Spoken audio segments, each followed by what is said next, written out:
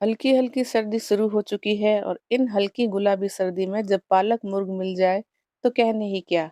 तो चलिए आज जान लेते हैं कि घर पे साग मुर्ग या पालक मुर्ग आसानी से कैसे बनाया जाए। तो इसे बनाने के लिए हमने यहाँ पर 1.5 किलो चिकन लिया है और इसे हमने अच्छी तरह से धोकर साफ करके ले लिया। और अब इसे हम मैरिनेट करेंगे तो इसके लिए हमने यहाँ पर 3 टेबल स्पून कुटा हुआ लहसुन और अदरक ले लिया है। वह हम इसके अंदर मिला लेते हैं और साथ ही साथ हमने यहाँ पर 1 टीस्पून नमक डाल लिया।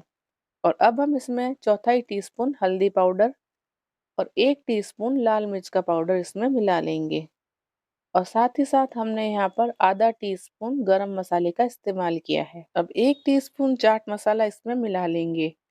और अब हम यहाँ पर दही ले लेते हैं, लगभग 200 ml के आसपास दही का इस्तेमाल किया है और वो भी इसके अंदर हम डाल लेते हैं। और साथ ही साथ यहाँ पर हमने थोड़ी सी कसूरी मेथी ले ली। कसूरी मेथी डालने से इसमें चिकन का फ्लेवर बहुत अच्छा आता है। और अब इन सारी चीज़ों को हम आपस में अच्छी तरह से मिक्स कर लेते हैं। और चिकन में जब ये सारी चीज़ें मिक्स हो जाएगी तो इसे ढककर हम लगभग कम से कम आधा घंटा तो फ्रिज में रख ही सकते हैं। और अगर आपके पास टाइम है तो आप इसे 2 घंटे के लिए भी रख सकते हैं, लेकिन अगर जल्दबाजी में है तो कम से कम आधा घंटा इसे आप मैरिनेशन के लिए रख लें। अब हमने यहाँ पर 500 ग्राम पालक ले ली है जिसे हमने अच्छी तरह से साफ कर लिया और 2-3 बार पानी में डुबो डुबो कर इसे धो भी लिया है, ताकि इसके अंदर जो भी मिट्टी है वह निकल जाए। और अब हम इसे ब्लांच करेंगे तो हमने एक बर्तन ले लिया है और उसके अंदर हम सारी पालक डाल लेंगे। और इसके अंदर हम थोड़ा सा पानी मिला लेंगे। पानी हमें बहुत ज़्यादा नहीं डालना है, क्योंकि हमें इसे सिर्फ 4-5 मिनट तक ही ब्लांच करना है। तो ज़्यादा पानी डालने की कोई आवश्यकता नहीं, लगभग 1 गिलास के आसपास इसमें डाल देंगे। और अब हम इसे गैस बर्नर पर रख लेते हैं और ढक्कन लगा लेते हैं। और जैसे ही इसमें उबाल आना स्टार्ट हो जाएगा तो हम चेक कर लेंगे कि ये थोड़ी थोड़ी सी उबलने लगी है। तो हमें इसे बहुत ज़्यादा पकाना नहीं है, सिर्फ इस स्टेज तक ही पकाना है कि पानी में 2-3 उबाल आ जाएं। और अब गैस बर्नर को हम ऑफ कर लेंगे और इसे हम पानी में से बाहर निकालते हैं। तो पहले हम छलनी की हेल्प से इसका पानी निकाल लेंगे और इसे तुरंत बर्फ वाले ठंडे पानी में डाल लेंगे, ताकि इसका कुकिंग प्रोसेस रुक जाए और ये ज़्यादा पके नहीं और इसका कलर भी इस तरह से हरा भरा रहे। तो पानी में डालने के दो फायदे हैं। एक तो ये जल्दी से ठंडी भी हो जाएगी और दूसरा कि यह हरी हरी दिखाई देगी। और जैसे ही ये थोड़ी सी ठंडी हो गई है तो अब हम इसे पीस लेते हैं। अब एक मिक्सर ग्राइंडिंग जार ले लेते हैं और उस पालक को इसमें डाल लेते हैं और इसमें थोड़ा सा हल्का सा पानी डालकर इसे हम दरदरा पीस लेते हैं। अगर आपको बिल्कुल फाइन प्यूरे पसंद है तो आप इसे फाइन भी पीस सकते हैं, नहीं तो इसे थोड़ा सा दरदरा रखें। और इस तरह से हमने पालक को पीस लिया है। तो आप देख पा रहे हैं कि कितना हरा हरा इसका कलर दिखाई दे रहा है। तो चलिए बढ़ते हैं आगे की प्रोसेस की तरफ। तो क्योंकि हमने चिकन आज ज़्यादा लिया है तो हमने एक बड़ा सा पतीला गैस बर्नर पर चढ़ा दिया है और इसके अंदर लगभग 10 टेबल स्पून के आसपास ऑयल डाल लिया है। तो आप अपनी पसंद से सरसों का ऑयल भी ले सकते हैं।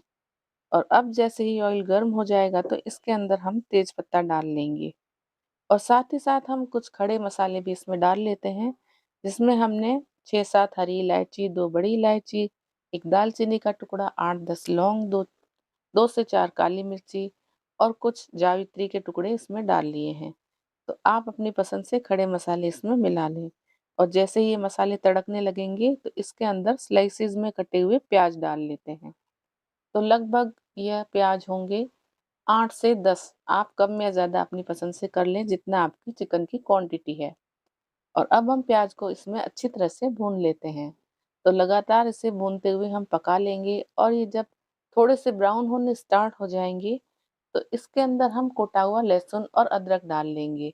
आप अदरक लहसुन का पेस्ट भी डाल सकते हैं, लेकिन पर्सनली हम नॉनवेज में कोटा हुआ लहसुन अदरक ही पसंद करते हैं। तो हमने यहाँ पर लगभग 2 से 3 टेबल स्पून अदरक लहसुन कुटा हुआ डाल लिया है और इसे भी हम प्याज के साथ भून लेते हैं। तो जब ये दोनों अच्छी तरह से भुन जाएंगे और प्याज हमारे सुनहरे कलर के होने स्टार्ट हो जाएंगे, तब हम क्या करेंगे कि जो चिकन हमने मैरिनेट करके रखा था वो सारा इसमें डाल लेंगे।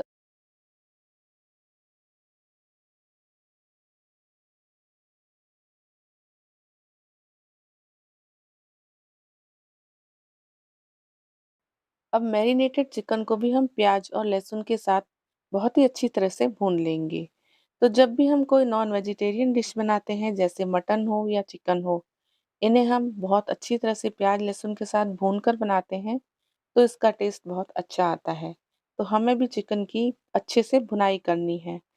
तो हमें इसे इस तरह से चम्मच से ऊपर नीचे करते हुए लगातार चलाते हुए भूनते रहना है, ताकि चिकन हमारा जले भी नहीं और तले में चिपके भी नहीं। तो ध्यान रखें, बीच बीच में चम्मच चलाते रहें और इसे भूनते रहें।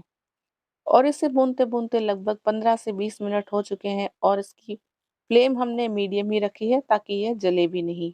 तब तक भूनते रहना है जब तक इसके ऊपर ब्राउन ब्राउन से स्पॉट ना दिखाई देने लगे। चिकन जब अच्छी तरह से भुन जाता है तो ऑयल अलग से दिखाई देने लगता है। तो आप देख पा रहे हैं कि ऑयल अलग हो चुका है और हमने यहाँ पर चौथाई टीस्पून हल्दी पाउडर इसमें डाल लिया है।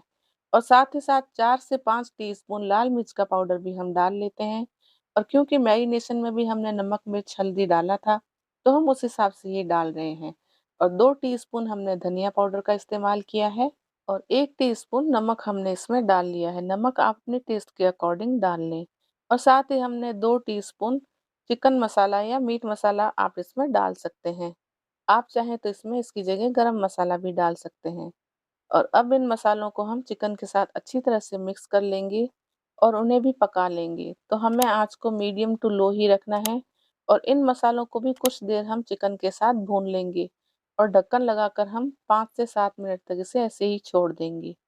और बीच-बीच में हम इसे चेक भी करेंगे। तो 5 मिनट बाद ढक्कन हटाकर हम देखेंगे और अब हम इसके अंदर टमाटर प्यूरी भी डाल लेंगे। तो लगभग 1 कप टमाटर प्यूरी हमने इसमें डाल ली है।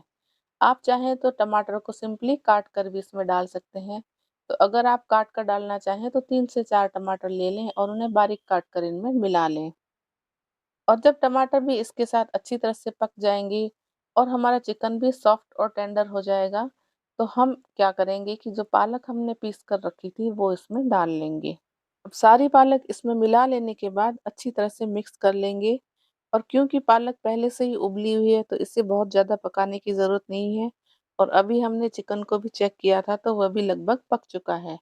तो हम क्या करेंगे, पालक मिला लेने के बाद में इसे ढककर लगभग 7 से 10 मिनट तक ही पकाएँगे और यह हमारी सब्ज़ी बनकर तैयार हो जाएगी। और अगर आपको यहाँ पर लगता है कि पानी सब्ज़ी में कम है, तो आप थोड़ा-सा गर्म पानी साइड में अलग से कर लें और बीच-बीच में इसमें थोड़ा मिलाते जाएँ और अपनी ज़रूरत के हिसाब से इसकी कंसिस्टेंसी को एडजस्ट कर लें। यानी कि इसे ज़्यादा गाढ़ा रखना है तो ज़्यादा पानी मिलाने की ज़रूरत नहीं।